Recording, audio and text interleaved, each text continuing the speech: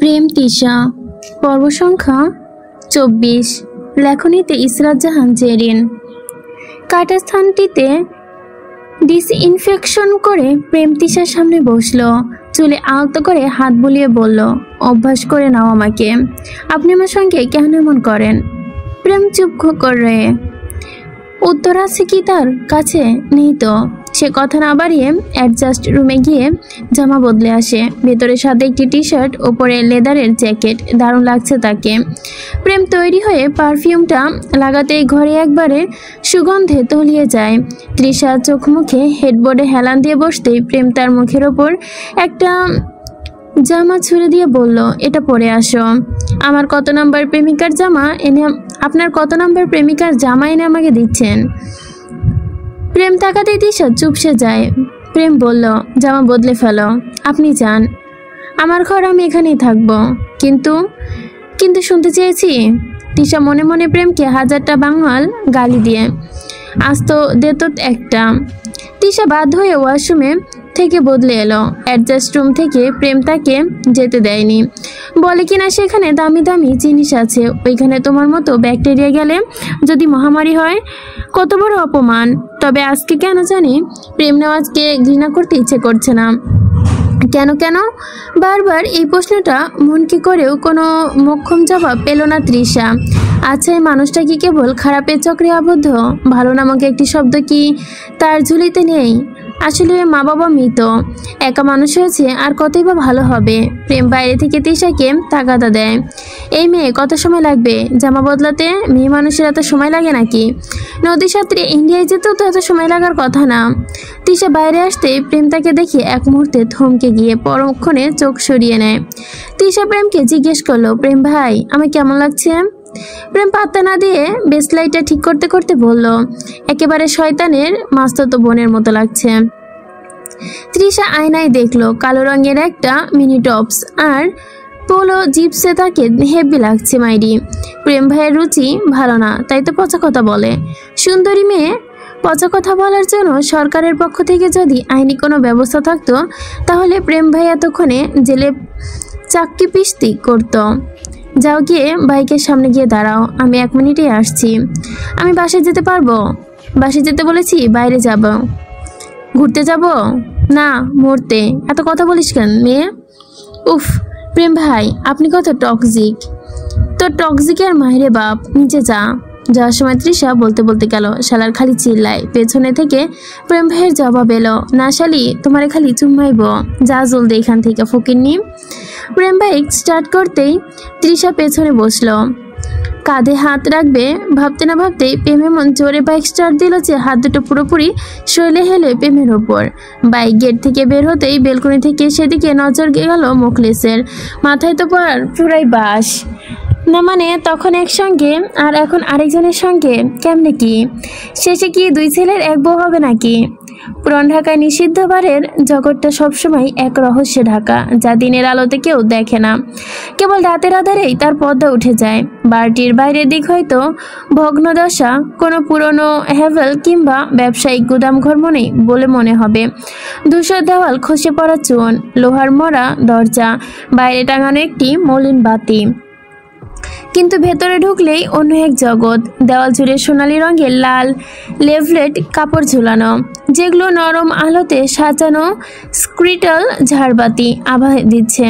মেঝেতে মোটা কার্পেট, যাতে পা রাখলেই শব্দ হারিয়ে যায়। চারদিকে কাঠের টেবিল, যার ওপর সাজানো রঙিন বোতল, কাচের গ্লাস আর দেশি মদের ঝাঁঝ ঝমক।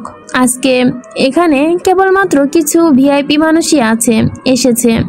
আজকের পরিবেশ একেবারে শান্ত। ভিআইপিদের প্রবেশের জন্য আলাদা মেম্বারশিপ আছে। প্রেম তৃষাকে নিয়ে ভেতরে প্রবেশ করে। তৃষার রেফারেন্সের দরকার পড়েনি, কারণ ওই বারের পেছনে তার ইনভেস্টমেন্ট আছে। বারের এক কোণে পাশে বাজছে স্যাক্সফোনের সুর, অন্য কোণে কোনো বিদেশি গানের হালকা রিমিক্স। সুরের সঙ্গে ভেসে বেড়াচ্ছে সুগন্ধি ধোয়া, যা হুক্কা আর সুগন্ধি মোমবাতির মিশ্রণে তৈরি। দেওয়ালের পাশে আলো আধার বসে আছে কৃত্রিম হাসি দেওয়া মেয়েরা। কেউ লাল পোশাকে, কেউ সোনালি গ্রাউন্ডে, আবার কেউ চোখে ভারী কাজল এঁকে দৃষ্টি আকর্ষণ করছে। তাদের হাসি আর দৃষ্টি ভেতরে পরিবেশকে আরও বিভ্রান্তিকর করে তুলছে। মধ্যখানে রয়েছে নাচের মঞ্চ, নরম নীল আর বেগুনি আলোয় মঞ্চ ভরা, সোনালী রঙের মতো ঝলমল করছে। গ্লাসে ভেসে ওঠা বুদবুদ অচেনা মানুষের গলা মিশে যাওয়া আর ঘরের ভারসাম্য সুরে মিলিয়ে যায়। এবারের ভেতরে ঢুকে বাইরে ফেরা মানেই এক স্বপ্ন থেকে জেগে ওঠা, এমন এক জগৎ যেখানে নৈতিকতা নেই, ভয় নেই, কেবল রং, আলো, সুর আর অন্ধকারের মাদকতা। এই নিষিদ্ধ বার আসলে সমাজের চোখে আড়াল, কিন্তু বহুধনীর দুলাল, গুন্ডা কিংবা ক্ষমতার ছায়ায় থাকা লোকজন রাতে পর রাত এখানে নিজেদের মুখোশ খুলে রাখে। আরও হাতে নারী, কারো হাতে মরদ, কারো হাতে আবার লোভ। প্রেম তিশাকে নিয়ে যখন এখানে ঢুকে তখন তিশার চোখ বিস্ফোরিত হয়। প্রেম শক্ত করে তিশার হাতটা ধরে রেখেছে। এমনভাবে ধরে রেখেছে কেন?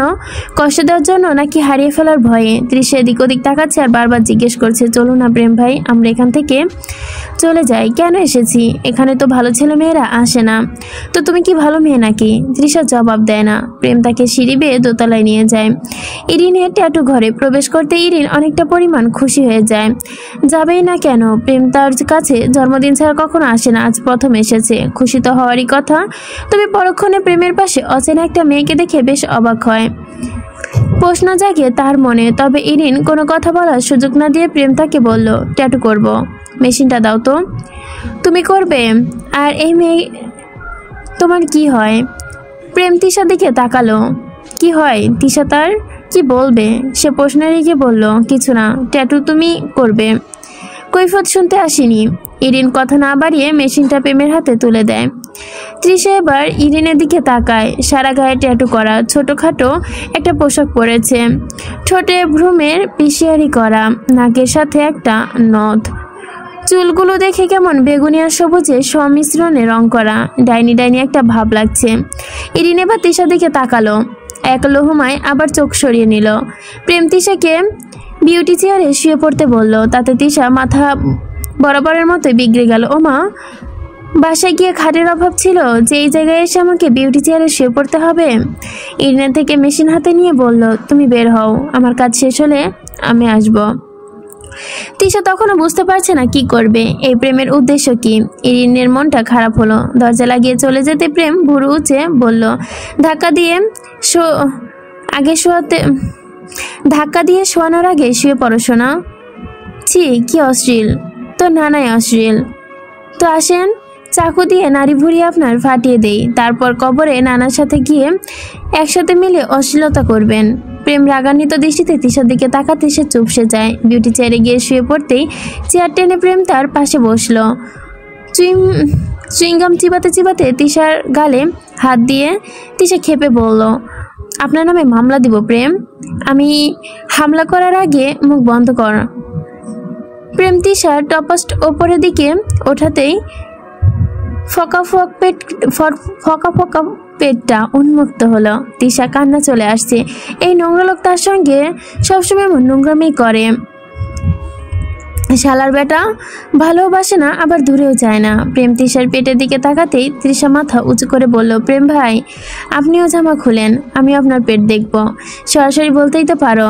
আপনার শরীর দেখলে আমার মনের অবস্থা নাজেহাল হয়, আর একটু দেখিয়ে মনের বরফা পুরোপুরি গলিয়ে ফেলতে চাই। আচ্ছা ভাইয়া, তুই আমাকে ভাই ডাকবি না। তোর আমার বোন হওয়ার কোনো যোগ্যতা নেই। প্রেমের বোন নেই আর থাকবেও না, মাইন্ড ইট। তো কি ভাতার ডাকবো? তৃষা চুপ হয়ে গেল। তবে প্রেম মেশিনটা হাতে নিয়ে সে চেঁচিয়ে উঠল, ভাতার তুমি আমার পেটে ফুটো করে দিও না। মানে প্রেম খালু, প্রেম ডাকেন জাস্ট। আমার বয়স এত না যে আপনাকে মেম সাহেবের খালু ডাকতে হবে। প্রেম শেষবার তৃষার পেটের দিকে একবার তাকে, তারপর তৃষার দিকে তাকে বলল, একটু কষ্ট হবে, ব্যথাও পাবে, কিন্তু থামবো না আমি। যদি বেশি কষ্ট হয় তাহলে আমার হাতটা শক্ত করে চেপে ধরো। বিরাট হাট। আমি ট্যাটু করব না। করবে কি করবে না শুনতে চাইনি বলে প্রেম পেটের ক্ষতর দিকে চলল। আলতো করে ছুঁয়ে ব্যথায় তৃষা চোখ বুঝে নিল। প্রেম তাকে বলল, উঠে বসো, আর বসে চুলগুলো সুন্দর করে সামনের দিকে নাও ফার্স্ট। তৃষা তাই করলো। প্রেম তার ঘাড়েও ছোট্ট করে বাটারফ্লাই প্রজাপতি ট্যাটু করে দেয়। তারপর করার সময় তিশা ব্যথায় প্রেমের বাম হাতটা শক্ত করে চেপে রেখেছিল। প্রেম হাতের দিকে তাকাতেই বাধা না দেয়, বরং ঠোঁটের কোণে হাসি রাখা প্রতিফলিত হয়। আয়নার সামনে দাঁড়িয়ে পেছনে ফিরে তিশা বারবার ঘাড়ের কাছে বাটারফ্লাই ট্যাটুটা দেখার চেষ্টা করছে। যখন ভালো করে দেখতে পেল তখন নিচেই অবাক হলো, না ভালোই তো দেখতে হয়েছে। নিজেকে বড়লোক বড়লোক লাগছে, মনে হচ্ছে একটা ফুল আর তার ওপর প্রজাপতি বসে আছে। কাজ শেষে প্রেম তিশাকে নিয়ে নিচে এলো। প্রেমের সঙ্গে জরুরি একটা কল আছে। সে সাইডে গিয়ে অঙ্কুরে ফোন তুলে বলল, কিরে কোনো সমস্যা? আরে ভাই তোর বাইক রেস আছে, তুই কই? মানে কি ক্যান্সেল করে বলেছিলাম না? বাস ধরে ফেলেছি, কিছু করার নেই। প্রেম ফোনটা কেটে দেয়। তিশার কাছে এসে তার মুখের দিকে তাকায়। সে প্রেমকে বলল, গায়ে লাল হয়ে গেছে, ঠিক হয়ে যাবে সোনা, মলম লাগিয়ে দিব। তিশা অবাক হয়ে রইল। প্রেম ভাইয়া তো ভালো করে কথা বলছে, তাও আবার তার সঙ্গে। আসলে প্রেম ভাইয়ের এই দুইটা রূপ, এই ভালো এই খারাপ। মানুষটাকে তিশা কখনোই চিনতে পারে না। এই বহুরূপী মানুষটাকে আজকাল একটু বেশি জানতে ইচ্ছে করে তার। প্রেম ইরিনের রুমে রেখে আনে, বলে যাওয়ার সময় বলে যায়, তিশাকে রেখে গেলাম তোমার কাছে, ওর যদি কোনো ক্ষতি তো পরের জানাজা আমি তোমার পড়ব। ক্ষতি জানি ওর কোনো কিছু না হয়, হলে জানাজাটা কিন্তু আমি তোমার পড়ব। ইরিন কেবল অবাক হচ্ছে, কিন্তু তার বিষয়ে বুঝতে বাকি রইল না। এত বছর ধরে সে অপেক্ষা করলো, শেষে কোথাকার একটি মেয়ে এসে তার জানাজা পড়বে প্রেমকে দিয়ে। প্রেম কি হলো? প্রেম কিছুতেই ব্যতীত কারো প্রেমে পড়তে পারে না। তিশা কখনো চরম খুশি। এসব তো কখনো দেখেনি। প্রেম তাকে এখানে রেখে যায়, যাওয়ার সময় বলে কিছুক্ষণের মধ্যে তোমায় এসে নিয়ে যাব, ভালোভাবে থাকবে কিন্তু। এসে যেন কোনো রিপোর্ট না শোনে। ইস, তিশা কি বাচ্চা মেয়ে নাকি যে তাকে এভাবে বলতে হবে? কি ঢং করে প্রেম ভাই। যাক, ভালোই হয়েছে, এখন একা একা বড়লোকি করে দুনিয়া উল্টা করে ফেলবে এই তিশা নুজায়ান। তিশা দৌড়ে গিয়ে আগেই দুটো হুইস্কির বোতলে তুলে নেয়, হাঁটা শুরু করে। ইরিন তাকে বলে, তুমি নেশাও করো? না, প্রেম ভাই করে, তার জন্যই নিয়েছি, সে আসলেই তাকে দিব। বা এত ভালোবাসা! তিশা বুঝতে পারছে না কি বলবে। আসলে কি এত ভালোবাসা? সে ভালোবাসে প্রেম ভাইকে, তাই না তো? তবে প্রেম নামটা শুনলেই বুকটা ধুকধুক করে। অবশ্যই। কতদিন ধরে তোমাদের সম্পর্ক? তিশার বুঝতে বাকি রইল না এই ইরিন নামক মেয়েটা যে প্রেম ভাইকে পছন্দ করে। তাই তিশার মাথায় দুষ্টু বুদ্ধি চেপে বসলো। সে মুচকে এসে মেয়েটিকে বলল, কেন আমার প্রেম সোনা পাখি তোমায় এসব কিছু বলেনি? ইরিন ভীষণ রাগ হলো। সে আর কোনো কথা বলল না। রুম থেকে বের হতে তিশার সুযোগ পেয়ে মদের বোতলগুলো খুলে গটগট করে পান করতে লাগলো। প্রেম ভাই খাবে এসব, তাই আগে চেক করে দেওয়া আবশ্যক। যদি খেয়ে তার শরীরে খারাপ হয় কিংবা পেট ছুটে, তবে খেতে খেতে সে কবে পুরোটা শেষ করে ফেলেছে তার মনে নেই। চোখের সামনে এখন সর্ষে ফুল দেখছে, খোদাই ভালো বলতে পারবে তার এখন কি হবে। তিশা তখনও হুঁশ নেই। সে মাতাল হয়ে পড়ে আছে মেঝেতে। কেউ একজন গালে হাত রাখতে নেশাগ্রস্ত তৃষা বলল, প্রেম ভাই আপনি এসেছেন? ওপাশ থেকে জবাব এলো না। তবে কেউ একজন বাজেভাবে তাকে কাতর স্থানে হাত ছোঁয়াতে তৃষা এবার চোখ মেলে তাকালো। ঝাপসা চোখে দেখলো সামনে প্রেম নয়, অন্য কেউ। এই লোকটাকে সে চিনে না। সে দাঁত বিকশিত করে তৃষাকে দেখছে। খারাপ লাগছে তোমার?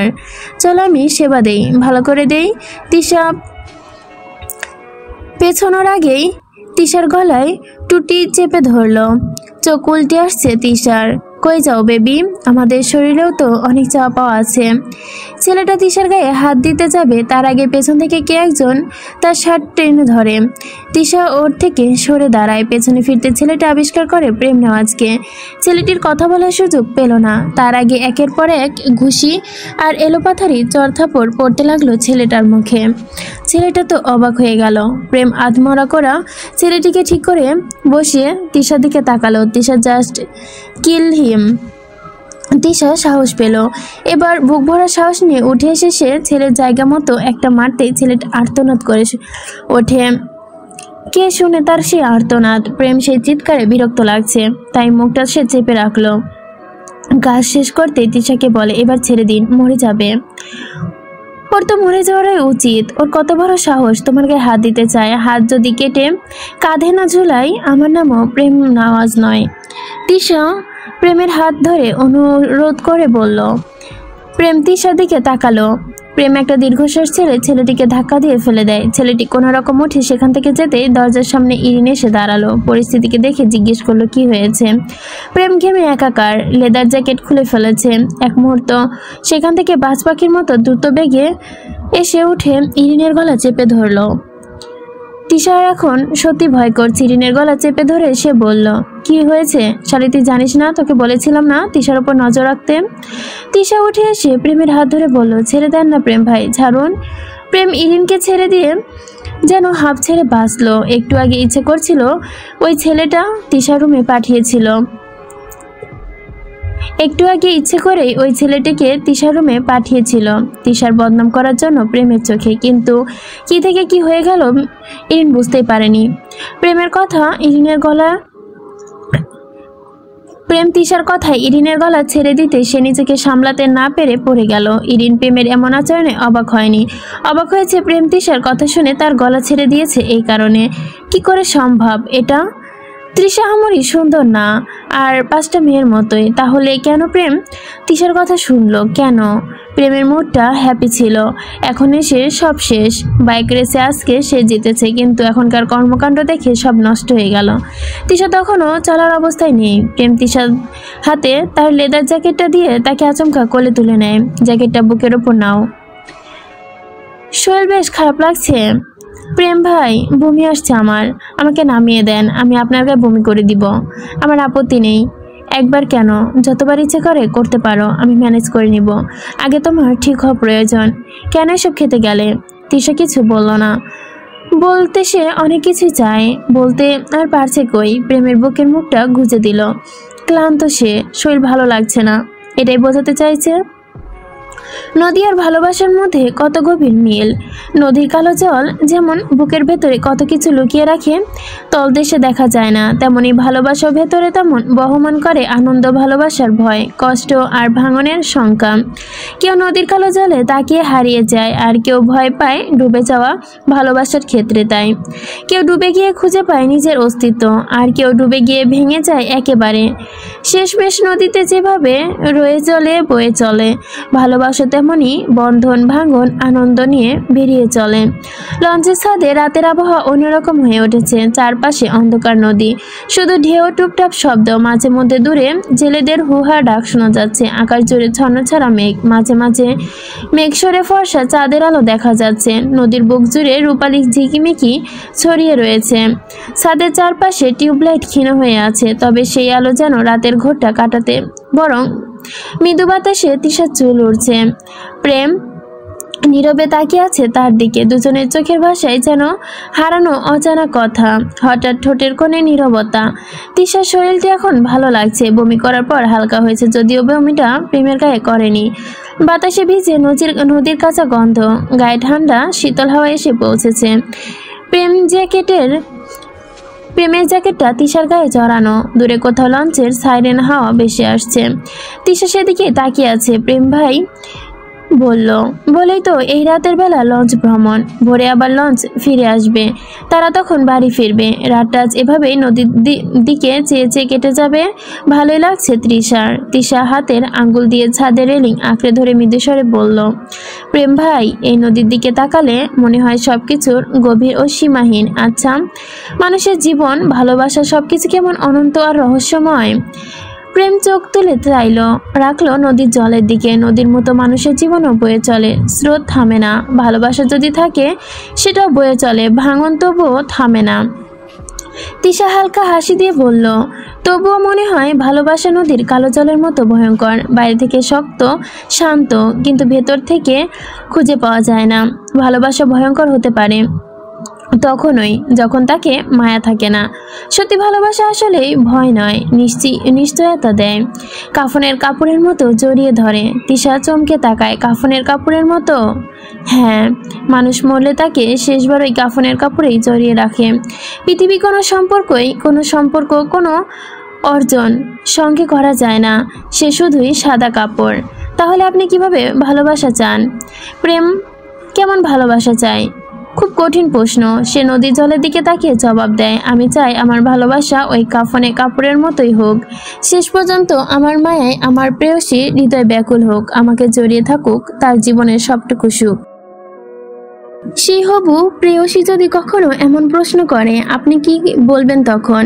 প্রেম তিশার চোখে চোখ রাখলো। বলবো ভালোবাসলে কাফনের কাপড়ের মতো জড়িয়ে ভালোবাসো, এমন ভালোবাসা যা শেষ নিঃশ্বাস পর্যন্ত বিচ্ছেদ নেই। কারণ মানুষ যখন মৃত্যুর দ্বারে পৌঁছে যায় তখন তার সঙ্গে আর কিছুই যায় না, থাকেও না যাওয়ার, থাকে শুধু কাফনে সে সাদা কাপড়ের টুকরাটুকু। তাই প্রেয়সীকে বারে বারে বলবো, হাজারবার বলবো, থেকে যাও ঠিক তেমন ভাবে যেমন ভাবে মৃত্যুর পর মানুষের শরীরে কাফনের কাপড় জড়িয়ে থাকে।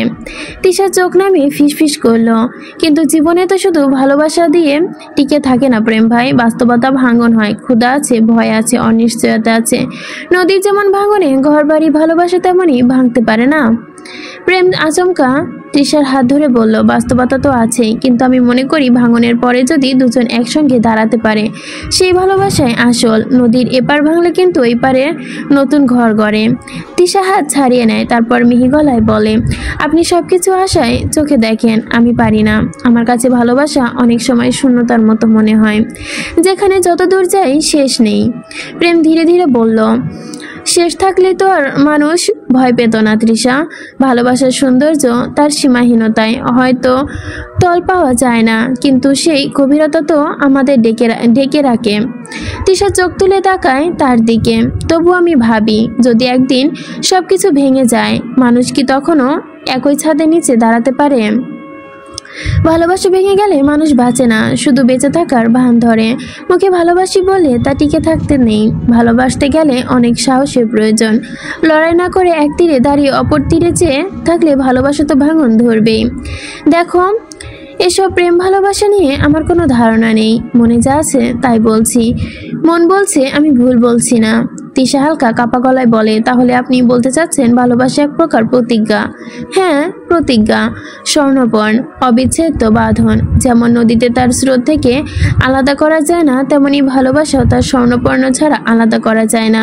তৃষার চোখ ভিজে আসে, সে আসছে কে যে জানে না, তবুও সে বুঝতে দেয় না। তবে মনটা কেমন যেন করছে, এই মানুষটা নাকি ভালোবাসতে জানে না, হিংস্রতায় গড়া। তবে তৃষার আজকে বারংবার একটা যত্নশীল মানুষকে আবিষ্কার করছে। আচ্ছা, এমন তো নয় তার খারাপ আচরণের পেছনে ভয়ঙ্কর কোনো অতীত আছে? তৃষা তখন ঠান্ডা লাগছে। প্রেম তাকে বলল, কিছু চাই তোমার? ঠিক আছো? আমি ঠিক আছি, আমার কিছু চাই না, কিন্তু আমার তো তোমাকে চাই, মৃদুস্বরে বলল প্রেম। কিছু বললেন নাকি? এখানে অনেক ঠান্ডা, তাই না? তোমার কষ্ট হচ্ছে, চলো কেবিনে যাই। না না, এখানে থেকে ওই ঠান্ডার মধ্যে আমি বরবাদ করব প্রেম ভাই। আমি তো অলরেডি তোমার তরে বরবাদ হয়ে গেছি। মানে? প্রেম তৃষার হাতটা টেনে ধরে চলতে চলতে বলল, সেই হারে বিচ্ছু মেয়ে তুমি, আমাকে জ্বালাচ্ছ, প্রশ্ন করে করে বরবাদ করে দিচ্ছ। না হেরে আমার উপায় কই, চলো নিচে যাই। তৃষা মুখ ভেঙচি কাটলো, জবাব দিল না, কেবল তালে তালে তাল মিলিয়ে এই হারে বজ্জাত প্রেম ভাইয়ের সঙ্গে হাঁটা ধরলো নিজেদের বরার দিকে, তো কেবিনের উদ্দেশ্যে। ফজরের আজানের প্রতিধ্বনি ঘরের চারপাশে গুঞ্জন করছে। কালো হুডি পরা মানুষটি সোফায় পা ঝুলিয়ে বসে আছে।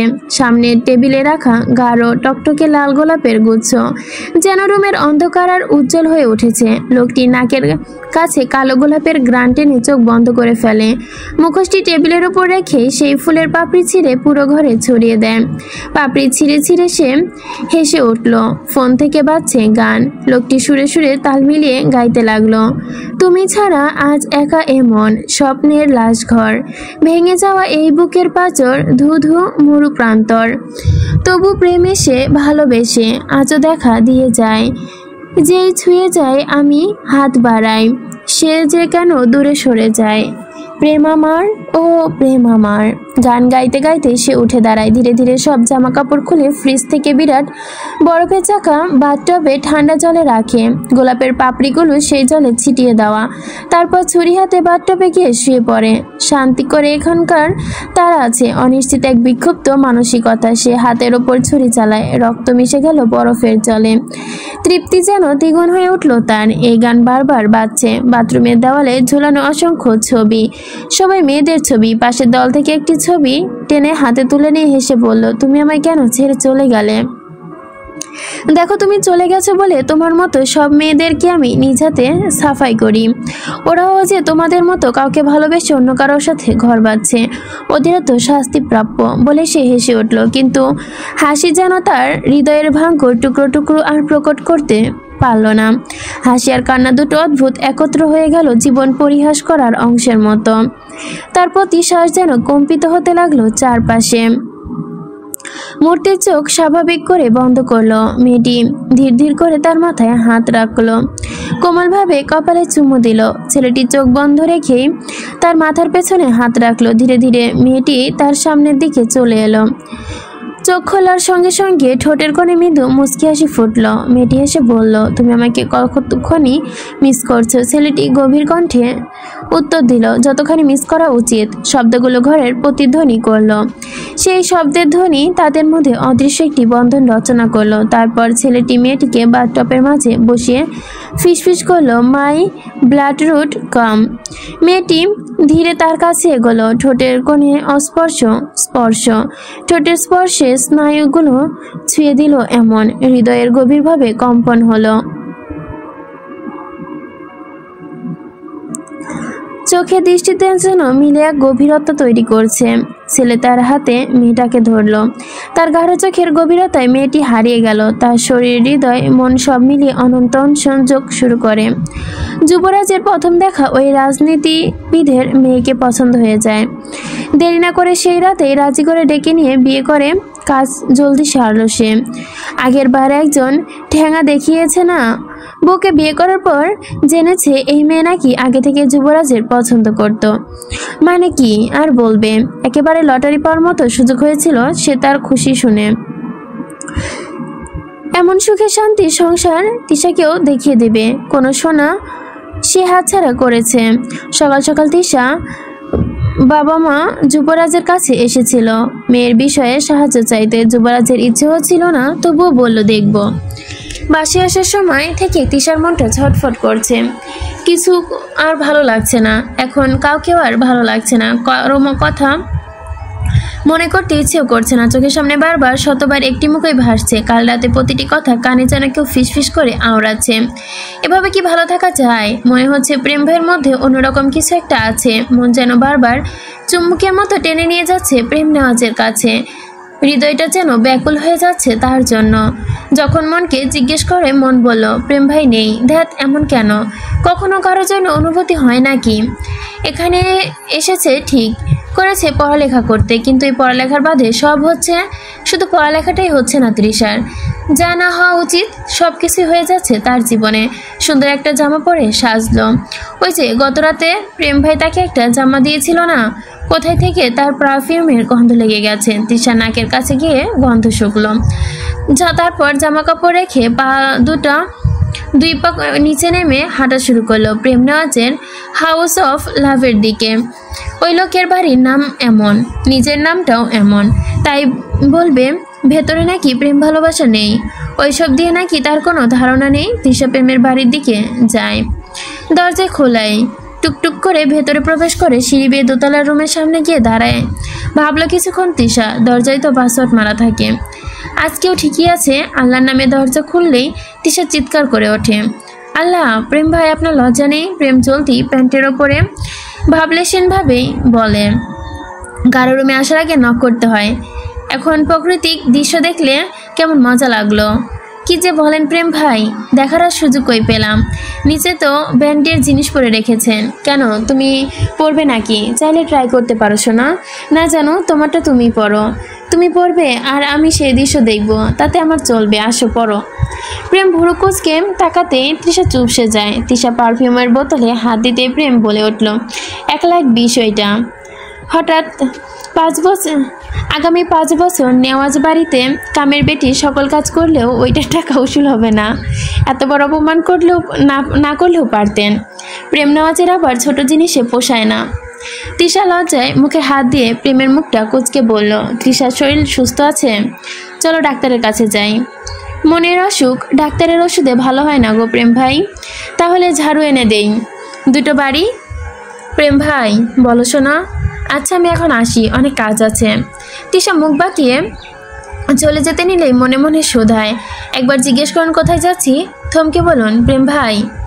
তিশা যাওয়ার জন্য ঘুরেই প্রেম পেছন থেকে তার হাত টেনে নিয়ে নিজের কাছে আনতেই তিশা প্রেমের চোখে চোখ রাখলো। কেমন জানি অন্যরকম অনুভূতি হলো তার। প্রেম তিশা চলে হাত বুলিয়ে নাকের কাছে চোখ বরাবর গন্ধ শুকলো। তারপর বলল, কোথায় যাওয়া হচ্ছে? জাহান্নামে। ওইখানে তোমায় একা ছাড়ি কি করে? তাহলে চলুন। ঠিকানা প্লিজ? বাংলা বাজার বইয়ের দোকানে। বই কিনতে যাবে? আমার কাছে সব বই তো আছে, এখান থেকে নিয়ে পড়তে পারো। উপন্যাসের বইয়ের কথা বলছিলাম। টাকা আছে? আচ্ছা টাকা লাগবে না। প্রেম হস্ত নিজেই একটা টাকার গোডাউন। সে না হয় সঙ্গে যাবে। আপনি যাচ্ছেন? যাই, যদি কার উপকারে আসতে পারি। তবে বদলে কি দিবে? যা আপনার খুব দরকার। কি দরকার? প্রেম আরও কিছু বলার আগে তিশা পা উঁচু করে প্রেমের টি শার্টের কলার থেকে নিজের কাছে টেনে নেয়। মুহূর্তেই একে নেয় ভালোবাসার পরশ। ভালোবাসার উষ্ণতায় হারিয়ে যায় সে। প্রেম তাকে শক্ত করে চেপে ধরে, কোমরে হাত রেখে টেনে জড়িয়ে নেয় বুকে। এই আমার কি দরকার হার্টবিট? বিরাট হার্ট। তিশার মুখের সামনে প্রেম দড়ি বাজিয়ে হুঁশ ফেরালো। এই প্রেমের মুখে কয় কেজি লাল রং লাগিয়েছিল। নিশ্চিত কম বাজি ভেজাল প্রোডাক্ট, নইলে মুখে এত লাল হয়ে আছে কেন? তিশা ভালো করে প্রেমকে দেখলো। তার মানে কিছু কি তাদের মাঝে আছে? ছ্যা, কি বাজে কল্পনা। প্রেম ভাই জানলে কি হবে? কি লজ্জা, কি লজ্জা।